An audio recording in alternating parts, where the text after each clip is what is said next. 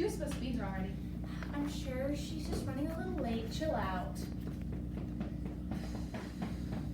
We're gonna be behind schedule. I know, but just relax, okay? I knew we should have gone on eBay's for Craigslist. I'm sorry, I'm here. The circus is in town and an elephant got loose and was creating the largest traffic jam. Well, you should be prepared for these types of things. Now we're behind schedule. I'm Mary Poppins, but of course you already knew that. And this here's my sidekick, Berta. I am not your sidekick. I'm equally in charge of this show. But you're here. So let's do this. Cue the theme. What's gonna happen to my whole family? A good mom, a loyal dad, kids running free. Everywhere you look, everywhere you turn, there's a dad, a kid to grab onto. Every scream you hear, every house you see, a family's a fixin'. Everywhere you look, everywhere, you've lost your mind over crazy kids. These nannies are coming to change up the home of every neighborhood. Freeze frame! Freeze frame! Today's show is brought to you by Supercalifragilisticexpialidocious Diner, where they serve up the most atrocious of pies. So, here we are with Beatrice Montgomery, who lives at 717 Cherry Tree Lane. So, how many kids do you have again? 5. Wait, 6. Yeah, there's another one. Oh, okay. Well, how pleasant to have 6 children. It's pleasant when I have a sensible nanny who actually takes care of them. So what does a typical day look like for you and your kids?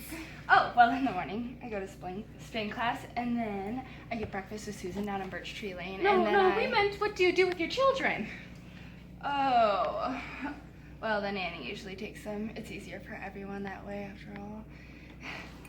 And they're on a very strict schedule and diet that keeps them in tip-top shape. So, in the mornings, the nanny wakes them up at 7:17, and then at 7:37, the nanny feeds them 7 ounces of oatmeal with 7 raisins each, and an apple cut into 7 slices, of course, with 14 ounces of almond milk. And can you believe, after all that, they aren't thankful for the regimen that I've put them on? Oh, what a unique morning. Well, we will certainly try and find a way to help you. It was something meeting you. Today's sponsor is Poppin and Pear Umbrella Company. Keeps you dry on the sunniest of days. Here we are with Linda. How's life with a single mother today? Well, my husband left me after I gave birth to the triplets. I haven't been late in a month. I lost one of the kids at Walmart yesterday, and then this morning one choked on a chicken strip at breakfast. And I haven't washed my hair since the nurse cleaned me at the hospital after giving birth. So overall, I'm doing pretty well, living a good life, and I think I'm being the best mom I could possibly be. Well, I'm so glad you have such a positive spin on life. But I feel like if anything, we could help make that a little bit easier, so life's enjoyable. My kids are delightful. Did I tell you that they were UFC fighting on the table yesterday? Not during dinner, I would hope. Oh yeah, I was cutting up the triplets dinner and they rolled right through the mashed potatoes, giving them everywhere. I think I still have some of my hair actually. They're so imaginative. Okay, well, how do you discipline your children? Discipline? What? No, my kids are wonderful. Okay, well, we'll see what we can do for your wonderful family. Bye. Today's segment is brought to you by Carpet Bags, because you never know when you need a brand new television series. Thank you for welcoming us into your home, Mr. Banks. I didn't welcome you. Winifred let you in. Well, you did apply to be on the show. Of course, I love Shark Tank. Mr. Banks, we are not Shark Tank. Our show is The Real Parents of I'm not on Shark Tank? Then what am I on? Well, you and your family are on The Real Parents of Cherry Tree Lane. What family? It's just me and my wife. Mr. Banks, you have 5 children. Jane, Michael, the twins, John and Barbara, and little Annabelle. Is that who Winifred talked to in the most obnoxious voice? And here I thought Katie Nana was our florist. How could you not know? You have 5 children. A respectable woman as yourself should understand that I am a busy banker and have too much responsibility on my plate to be dealing with children, especially 5 of them. Okay, well, I know what we need to do to fix this, family. Let's go, Mary.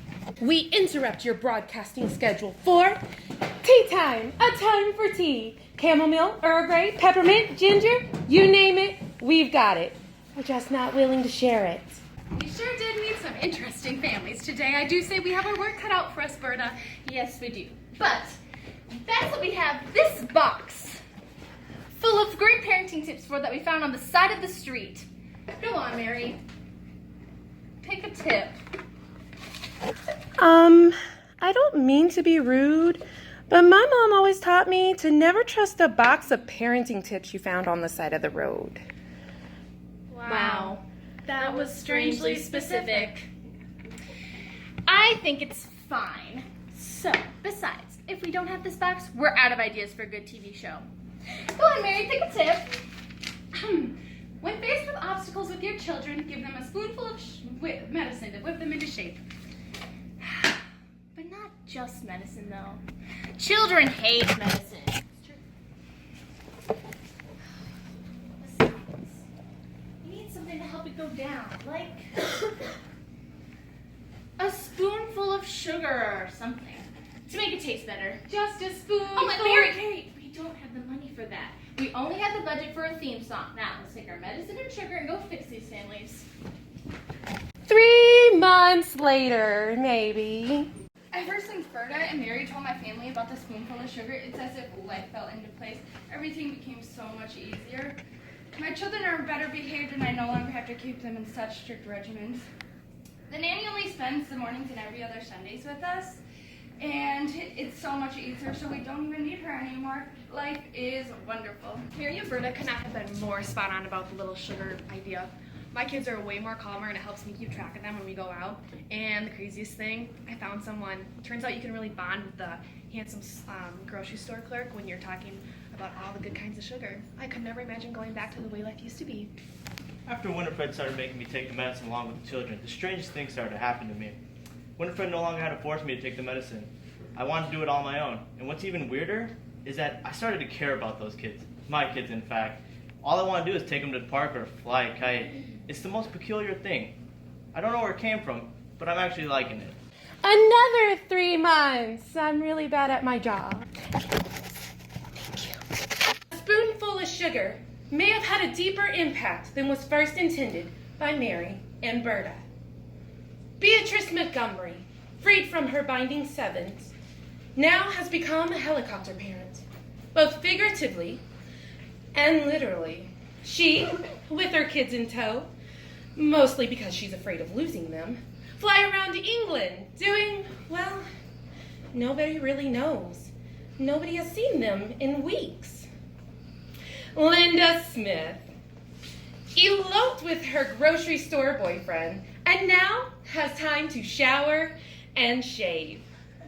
Being a mother of 8 children was not as hard as she originally thought, and now is expecting twins, adding to her already large family. With the growing family, Linda had to leave Cherry Tree Lane. Finally, we have George Banks. He became the image of an ideal father. Unfortunately, he forgot he had other responsibilities as well. Now, his home and bank have gone into foreclosure, but he seems oblivious to this. He's been playing hide and seek with his children for weeks now, though nobody has seen them for a while. Now that Cherry Tree Lane has been left desolate, we take you back to the creators of our show, Berta and Mary. You know, I really don't think that went as well as we were hoping. That's gonna drive our TV show into the mud. Oh, did I not tell you?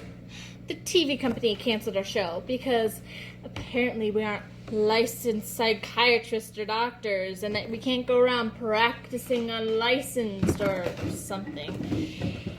In fact, they said we should be grateful that we weren't arrested. Well, who Who would do such a thing?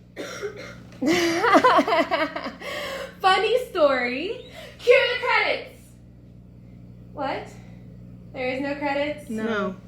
Oh. Well, that's it